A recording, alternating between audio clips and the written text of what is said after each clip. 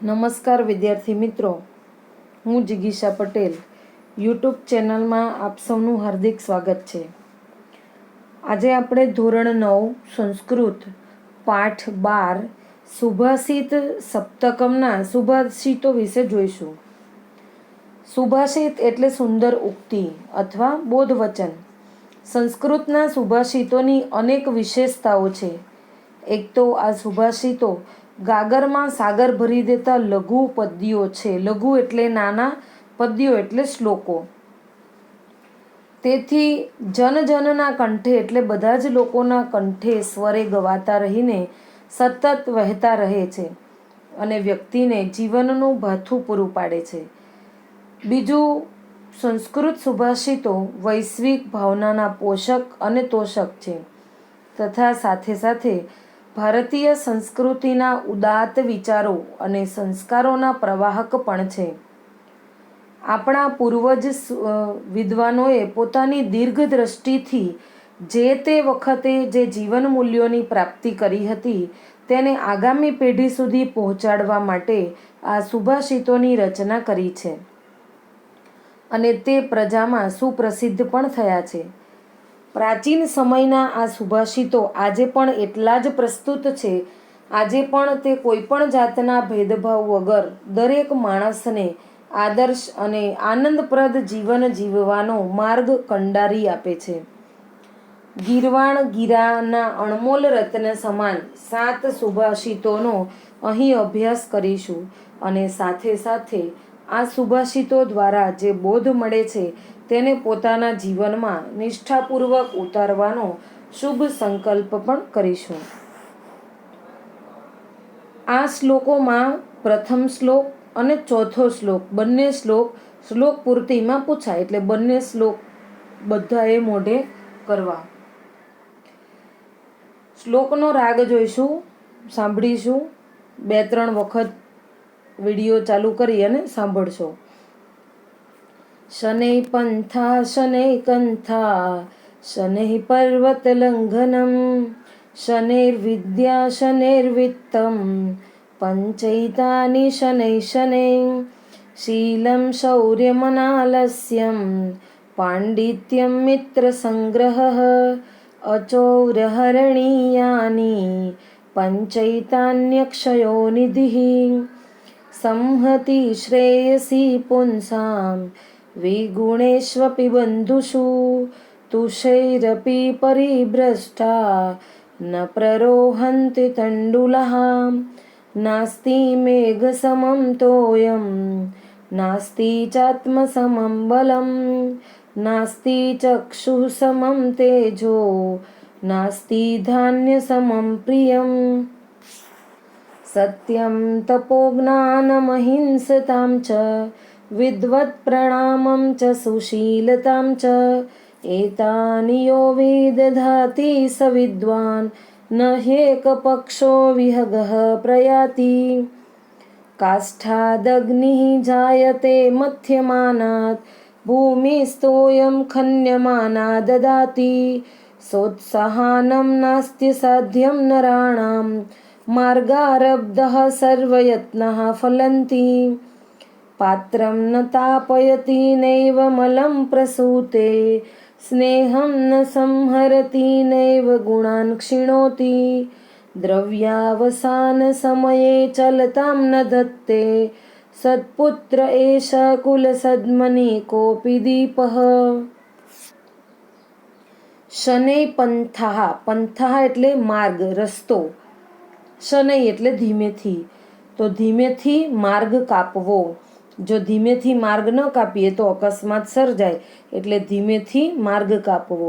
શનૈ કંથઃ, ધીમેથી ગોદડી સીવવી.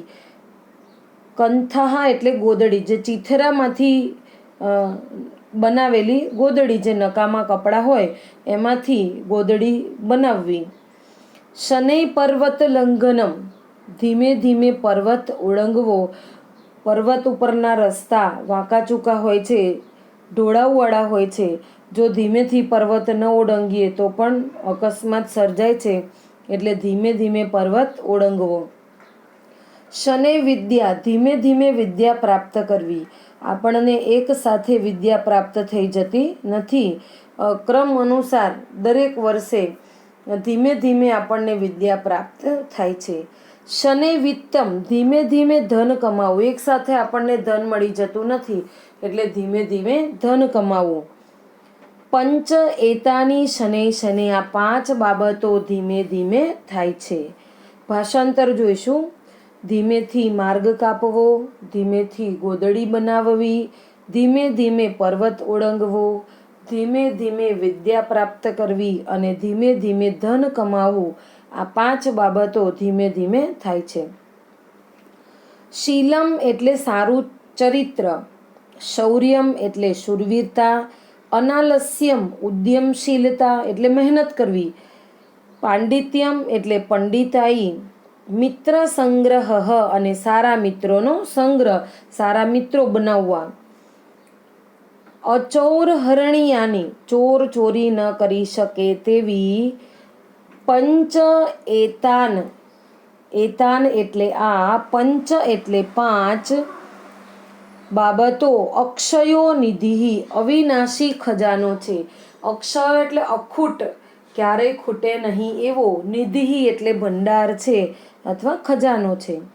આ શ્લોકનું ભાષાંતર જોઈશું. સારું ચરિત્ર, શૂરવીરતા, ઉદ્યમશીલતા, પંડિતાઈ અને સારા મિત્રોનો સંગ્રહ, ચોર ચોરી ન કરી શકે એવી આ 5 બાબતો અવિનાશી ખજાનો છે અથવા અખૂટ ભંડાર છે. સંહતિ શ્રેયસી પુંસામ વિગુણેષ્વપી બંધુષુ તુષૈરપી પરિભ્રષ્ટા ન પ્રરોહંતિ તંડુલાહ. વિગુણેષ્વપી, વિરોધી ગુણ ધરાવનારા, બંધુષુ સગાઓમાં, પુંસામ એટલે માણસોની, શ્રેયસી એકતા, સંહતિ એટલે કલ્યાણકારી હોય છે. તુષૈરપી પરિભ્રષ્ટા, કુશકાઓથી છૂટા પડેલા, પરિભ્રષ્ટા એટલે છૂટા પડેલા, અને તુષહ એટલે ડાંગર હોય એમાંથી ચોખા છૂટા પડે તો એના જે ફોતરા હોય એને કુશકા તરીકે ઓળખવામાં આવે છે. તો કુશકાઓથી છૂટા પડેલા ચોખાના દાણા છે, તંડુલાહા એટલે ચોખાના દાણા, ન પ્રરોહંતી એટલે ઉગતા નથી. ડાંગરને તમે જો વાવો તો ડાંગર ઉગી નીકળે, બરાબર, એમાંથી બીજી ડાંગર થાય. પણ જો આપણે એક વખત ડાંગરમાંથી ચોખા છૂટા પડી ગયા અને એના જે ફોતરા કુશકા છૂટા પડી ગયા, હવે એ ચોખાને તમે વાવો તો એ ચોખા ફરી ઉગતા નથી. એટલે અહીંયા કહ્યું છે કે કુશકાઓથી છૂટા પડેલા ચોખાના દાણા ફરી ઉગતા નથી. આ શ્લોકનું ભાષાંતર જોઈશું. વિરોધી ગુણ ધરાવનારા સગાઓમાં પણ માણસોની એકતા કલ્યાણકારી હોય છે. કુશકાઓથી છૂટા પડેલા ચોખાના દાણા ઉગતા નથી. શ્લોક નંબર 4. નાસ્તિ મેઘ સમમ તોયમ, મેઘ સમાન કોઈ પાણી નથી. જે વરસાદ વરસે છે એ વરસાદ જેવું બીજું કોઈ પાણી નથી, એટલું પણ વરસાદનું પાણી ચોખ્ખું હોય છે. નાસ્તિ ચ આત્મ સમમ બલમ, અને આત્મા જેવું કોઈ બળ નથી. આપણો આત્મામાં જેટલું બળ છે એટલું બીજા કોઈનામાં નથી. આપણે એક ઉદાહરણ જોઈએ તો કોઈ માણસ આપણને એમ કે તું ઝાડ ઉપર ચડી જા, પણ આપણા આત્મામાં બળ ના હોય તો આપણે ચડી નથી શકવાના. પણ બીજા બધા એમ કે ચડીશ નહીં, ઝાડ ઉપર ન ચડાય, તું ચડી નહીં શકે. પણ આપણા આત્મામાં જો બળ હશે તો બધા ભલે ને ના પાડે તો પણ આપણે વૃક્ષ ઉપર ચડી જઈશું. એટલે આત્મામાં બળ હોવું જોઈએ. એટલે આત્મા જેવું બળ બીજું કોઈ જ નથી. નાસ્તિ ચક્ષુઃ સમમ તેજો, અને આંખ સમાન તેજ નથી. આંખ જેવું બીજું કોઈ જ તેજ નથી. અને નાસ્તિ ધાન્ય સમમ પ્રિયમ, અનાજ જેવું કોઈ પ્રિય વસ્તુ નથી. આ શ્લોકનું ભાષાંતર જોઈશું. મેઘ સમાન જળ નથી, આત્મ સમાન બળ નથી, આંખ સમાન તેજ નથી અને ધાન્ય સમાન પ્રિય નથી. શ્લોક નંબર 5. વિદ્વાન કોને કહેવાય? કઈ કઈ વસ્તુ વિદ્વાનમાં હોય તો એ વિદ્વાન કહેવાય? તો સત્ય, તપો એટલે તપ, જ્ઞાનમ એટલે જ્ઞાન, અહિંસા એટલે અહિંસા, વિદ્વદ પ્રણામમ વિદ્વાનોને પ્રણામ, સુશીલતામ સચ્ચરિત્રતા એટલે સારું ચરિત્ર, જે એતાની યો વિદધાતિ સ વિદ્વાન, જે આ બધું કરે છે તે જ વિદ્વાન છે. ન હિ એક પક્ષો, ન એટલે નથી, હિ એટલે ખરેખર, એક પક્ષો એક પાંખવાળું, વિહગ એટલે પક્ષી, ન પ્રયાતિ આગળ જઈ શકતું નથી અથવા ઉડી શકતું નથી. પક્ષીને એક પાંખ હોય તો એ પક્ષી ઉડી શકે નહીં. તેવી જ રીતે વિદ્વાન બનવા માટે આ 6 ગુણો જે આપેલા છે, 6 ગુણોમાંથી જો એક ગુણ ઓછો હોય તો પણ એ વિદ્વાન બની શકતો નથી. એટલે અહીંયા કહ્યું છે, આપણે એનું ભાષાંતર જોઈશું. સત્ય, તપ, જ્ઞાન, અહિંસા, વિદ્વાનોને પ્રણામ અને સચ્ચરિત્રતા, જે આ બધું કરે છે તે જ વિદ્વાન છે. ખરેખર એક પાંખવાળું પક્ષી આગળ જઈ શકતું નથી અથવા તો ઉડી શકતું નથી. શ્લોક નંબર 6. આ શ્લોકમાં ઉત્સાહી માણસની વાત કરવામાં આવી છે અને કહ્યું છે કે ઉત્સાહી માણસો માટે કશું જ અશક્ય નથી, બધું જ શક્ય છે. જો આપણે યોગ્ય રીતે, સારી રીતે કોઈ પણ કાર્યનો આરંભ કરીએ, શરૂઆત કરીએ, તો બધા જ પ્રયત્નો, મહેનતો માટે સફળતા પ્રાપ્ત થાય છે. તો અહીંયા કહ્યું છે કે કાષ્ઠાદ અગ્નિ જાયતે મથ્યમાનાત. મથ્યમાનાત એટલે મથવામાં આવતા, કાષ્ઠાદ એટલે લાકડામાંથી, અગ્નિ જાયતે અગ્નિ ઉત્પન્ન થાય છે. ભૂમિ સ્તોયમ ખન્યમાના દતાતી. ખન્યમાના એટલે ખોદવામાં આવતા, ભૂમિ એટલે ધરતી, તોયમ દદાતી પાણી આપે છે. સા ઉત્સાહાનમ ઉત્સાહી માણસો માટે, ન અસ્તિ અસાધ્યમ નરાણામ.